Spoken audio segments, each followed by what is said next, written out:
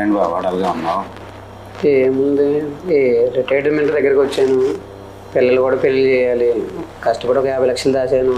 ఈ 50 లక్షలు ఈ పెళ్లి ఖర్చు పెట్టేస్తే పిల్లలు కూడా ఏమి ఇవ్వలేకపోయినాను. దిగులు తప్ప ఏం లేదు.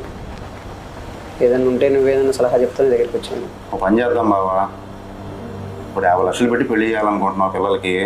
జనాలు ఏముంది బాబా, ఈరోజు భోజనం చేస్తారు, రేపు పొద్దున మర్చిపోతారు.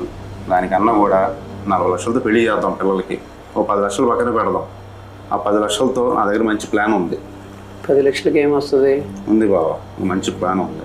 అదేంటంటే, నేను 6 ఏళ్ల క్రితమే ఆల్ ఈజ్ వెల్ ప్రాపర్టీస్ అనే సంస్థలో 6 ఏళ్ల క్రితమే నేను 2 ప్లాట్లు తీసుకున్నా.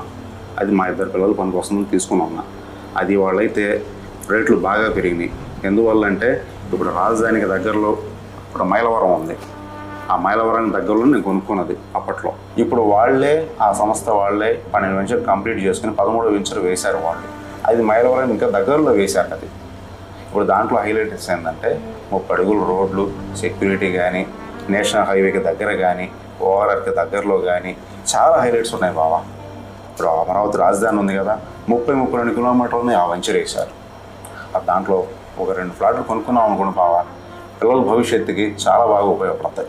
ఇప్పుడు ఒకటి బావా, ఇప్పుడు పిల్లలకి నువ్వు ఏం ఆస్తి ఇవ్వలేదని బాధపడుతున్నావు. 10 లక్షలు పెట్టి అబ్బాయికి అమ్మాయికి 2 ఫ్లాట్లు తీసుకున్నావు అనుకో, దాంట్లో 2 పిల్లలకి స్థలం ఇచ్చినట్టు ఉంటుంది, వాళ్ళ పిల్లలకి నువ్వు ఆస్తి ఇచ్చినట్టు ఉంటుంది. అది ఎలాగో చెప్పనా బావా, ఆ 100 గజాల్లో వాళ్ళు ఏం చేస్తారంటే, ఆ ఫ్లాట్లలో 100 గజాల్లో వాళ్ళు ఎర్రచందనం అనే మొక్కల్ని వేస్తారు. ఆ మొక్కల్ని వేసి దాని ఆలన పాలన మెయింటెనెన్స్ అంతా వాళ్ళే చూసుకుంటారు. వాళ్ళు ప్రతి విషయం కూడా వాళ్ళే, మెయింటెనెన్స్ అంతా వాళ్ళదే. రేపు కటింగ్ చేశాక ఆ మొక్కల్ని 50% వాళ్ళు 50% మనకిస్తారు.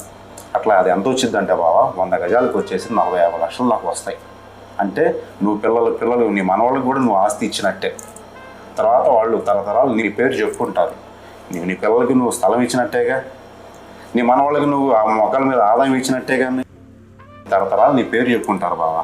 నా మాటిని దాంట్లో రేపు ఆదివారం మనం నా అక్కని తీసుకుని రా, నేను మీ చెల్లిని తీసుకుని వస్తా. సరదాగా వెళ్ళి చూసొద్దాం. నా మాటిని రా బాబా. ఓకే.